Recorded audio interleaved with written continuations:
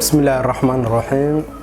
magacayga waxa la lahaa Dr. Mustafa Xudiin Xasan oo loo yaqaan Dr. Meir. waxaan ka howlgalaa xaruntan Zubair bin Awaam Pharmacy and Laboratory. waxaan hambaliyo u dirayaa Dr. Abdulqaadir Umar Maxamuud Dr. Social sanad guuradii 14aad aan hambaliyo u dirayaa marka in badan waxa waaye xiriir badan naga dhaxeeya xiriirkaas oo ah in aan bukaanada ka cabanayo kataractiga iyo gulkoomada iyo infectionada ka cabanayo ama foreign body oo banaan ka soo gaaray kuwaas aan u diraa dhakhtarka waan ka qabtiraa waxa kale oo aan baleynaa dhammaan teamka caafimaadka ee la shaqeeya Dr. Abdulqaadir Umar Maxamuud Dr. Social oo kalkaaliyaashu ah kulligood oo u hambaleynaa